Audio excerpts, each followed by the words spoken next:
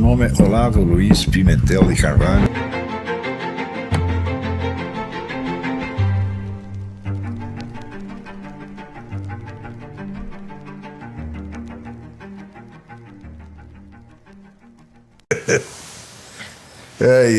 Então, tem aqui uma primeira pergunta que eu vou pedir para Isabela repetir aqui em voz alta, bem alta. Grite a pergunta. Judson Rocha Júnior. Boa noite, professor. Estou feliz, é a primeira vez que consigo assistir a aula em muito tempo. Quero perguntar o seguinte, talvez não seja necessário responder, eu ainda não li o texto sobre as 12 camadas. Há algo a se fazer para chegar rapidamente a uma camada de personalidade mais importante?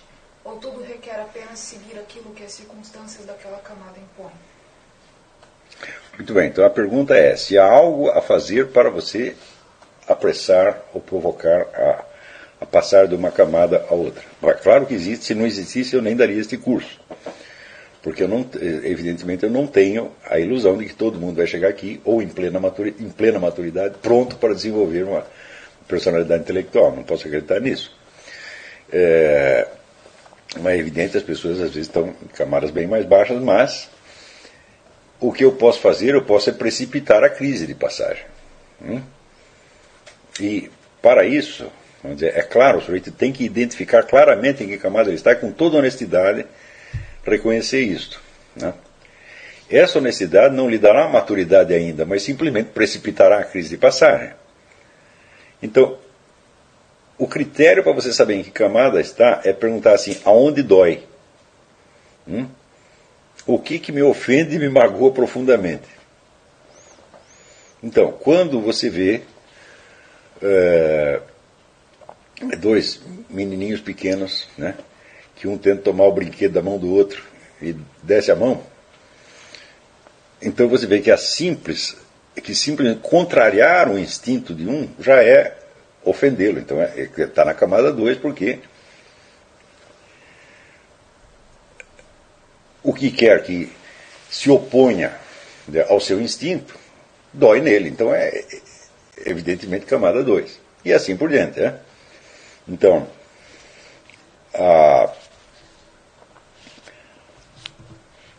quando você estuda, por exemplo, a vida do Padre Pio, que é o homem que está na camada 12, a camada 12 é o confronto com a eternidade, o Padre Pio só se ofendia, só se magoava com aquilo que ofendia a Deus. Ofender o Padre Pio, podia ofender do jeito que quisesse. Né? Boicotar os planos dele, também não mexia muito, não, mas se ele visse que a coisa ofendia gravemente a Deus, aí ele ficava uma fera. Então, quer dizer, ele vivia ali, esse era o lugar permanente onde ele estava. Então, pergunto a você, o que me dói? Não, o que me magoa profundamente, o que me frustra profundamente? E aí você vai ter a resposta onde você está acamado. Se você é dessa camada que vive, né, ressentido com o mal que lhe fizeram, não aceita a rejeição, né? A garota não quis ir para o motel com você, você disse que seu mundo acabou. Então, meu filho, você está em plena camada 4. Né? E assim por diante. Se, vamos dizer, você não suporta derrota, de jeito nenhum. Em tudo você tem que mostrar que você é o primeirão. Está na camada 5ª. Estando na camada 5ª significa o seguinte, você não está preparado para a vida em sociedade. Quer dizer, a camada 5ª é própria, vamos dizer, da 16, 17 anos, onde você ainda tem um pai que te protege, o pai é o seu mediador na vida social. Você participa da vida social através da família e do pai. Você não tem uma função própria ainda, né? Então, é claro que a gente pretende que as pessoas mudem de camada rapidamente. E também tem uma pergunta, você não pode recair? Claro que pode. Por exemplo, suponha que você viva numa situação extrema, que você esteja num campo de concentração, sem ter o que comer, pesando 32 quilos. Tá certo? Então as suas únicas preocupações serão de camada 2, evidentemente. Mas isso é temporário. Agora, pode se tornar permanente em certas circunstâncias. Né? Mas isso é uma desgraça. Isso não é para acontecer. Pelo próprio exemplo que eu estou dando, né? Isso não é o caminho normal. Né? da humanidade. Agora, uma coisa importante é o seguinte: na medida que você passa de uma camada a outra, você tende a se aproximar de pessoas que estão na mesma camada e que estão entendendo as coisas no mesmo código seu. Não é isso? Porém, se quando você passa de uma camada a outra, você só está convivendo com pessoas da camada anterior, você vai ter muito problema. Você pode ser, de certo modo, forçado a não se desenvolver, forçado a voltar, embora você não esteja realmente ali, então você vai ter, como é que se diz, uma comunicação de dois andares, né? O que você diz significa uma coisa para você, mas vai significar outra coisa completamente diferente para aqueles que te cercam. Durante quanto tempo você vai suportar esse isolamento? Então é possível que você corte a própria cabeça simplesmente para voltar a ser do tamanho que os outros eram. Você diz, eu cresci demais, então agora tem que cortar, porque senão, né, meus amigos não vão gostar mais de mim, e assim por diante. Então, é natural que as pessoas procurarem convivência, pelo menos a convivência mais intensa, com pessoas que estão na sua camada, que têm os seus mesmos interesses e que têm, portanto, os mesmos pontos doloridos, né?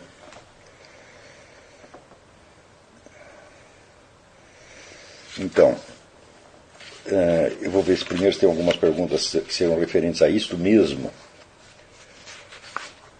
e depois passar para outras que são de outros assuntos. Oi. Aqui o Alessandro tem duas perguntas. A primeira delas é se esses estados mórbicos, por exemplo, estados de depressão ou patológicos, eles serão vivenciados, portanto serão vivenciados diferentemente por pessoas de diferentes camadas. O Alessandro pergunta se estados mórbidos, como depressão, por exemplo, serão vivenciados diferentemente por pessoas de diferentes camadas. Certamente que sim. Na depressão existem, inclusive, vamos dizer, fatores neurobiológicos que não estão ao seu alcance. Tá certo? Mas a tradução simbólica disso para você vai ser diferente conforme a camada que você esteja. Né? E a segunda pergunta é sobre a formação do imaginário pessoal como elemento integrante para você, para a passagem da camada nova. Claro, vamos dizer, pergunta se a formação do imaginário pessoal é um elemento importante para passar de camada. É fundamental.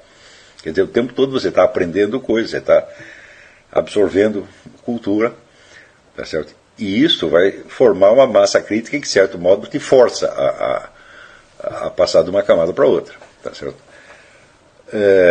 Isso quer dizer que sem a aquisição de bastante cultura, a pessoa não realmente. Eu acho difícil uma pessoa sem cultura chegar à maturidade, porque ela não tem elementos simbólicos para raciocinar sobre sua vida, não tem linguagem para isso. Mesmo que sinta, vamos dizer, o indivíduo entra na crise da maturidade, bom, provavelmente o que ele vai fazer é cair para uma camada anterior. Você não tem elementos para elaborar isso. O próprio aprendizado, quando as pessoas fazem, por exemplo, a pessoa entra numa crise existencial e vai fazer uma psicoterapia. O que ela vai fazer na psicoterapia? Aprender uma linguagem na qual ela possa falar do que ela está sentindo. Muitos desses estados, às vezes, são vivenciados de maneira muda, de maneira inarticulada. Tá certo? E o próprio esforço de articulação impele a pessoa a saltar uma camada. Né? Então, por exemplo, quando deste período de crise, camada 8, se cria, né, uma personalidade intelectual, o que aconteceu? Os instrumentos de expressão da pessoa se diversificaram. Ele se tornou mais capaz de articular interiormente. Só que a articulação dele, que ele faz, já não é apenas de um problema pessoal. Aquilo se torna útil para muita gente, ele está dando voz a muita gente, por assim dizer. Né? Tem uma pergunta aqui do André. Até que ponto o meio hostil, a unanimidade hostil brasileira, dificulta a produção de pessoas que consigam chegar na camada? O ideal da sociedade brasileira é manter todo mundo na quarta camada, exceto aqueles poucos felizes que chegaram à sexta e sabem ganhar dinheiro em cima dos outros.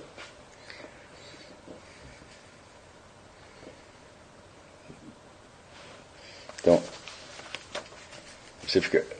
As pessoas que chegam à sexta camada vendem fórmulas de felicidade para os idiotas que ficaram na quarta.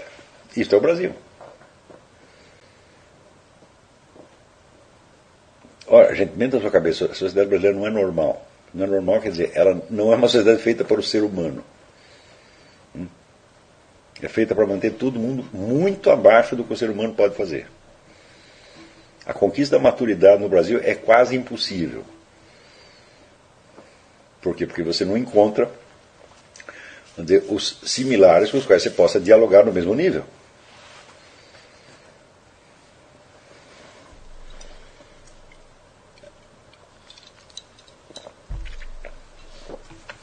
Então, aqueles que conseguem continuar evoluindo sozinhos vão enfrentar uma solidão monstro. Quer dizer, além de passar de uma camada para outra, eles vão ter que desenvolver uma capacidade extra.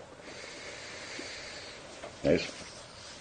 De suportar essa solidão. Então, há pouquíssimas pessoas. Porque essa capacidade para a solidão, essa também não é normal no ser humano. Né?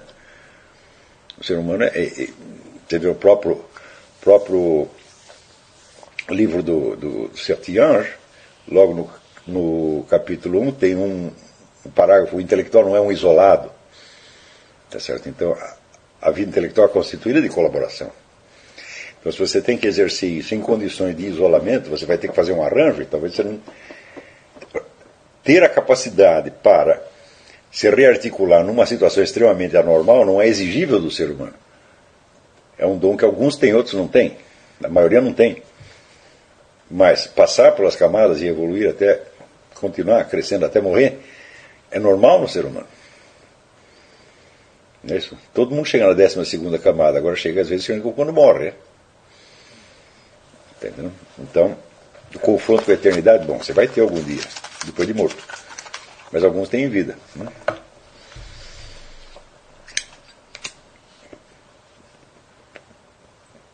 Então, quer dizer que a capacidade para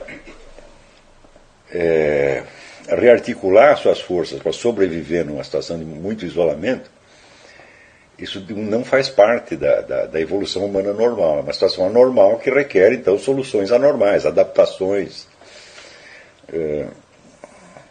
Veja, como é que eu me adaptei a isso? Né? Eu criei meu próprio público. Falei, não tem leitores para mim? Eu vou formar os leitores. Que escritor que é obrigado a fazer isso? Quase nenhum, né?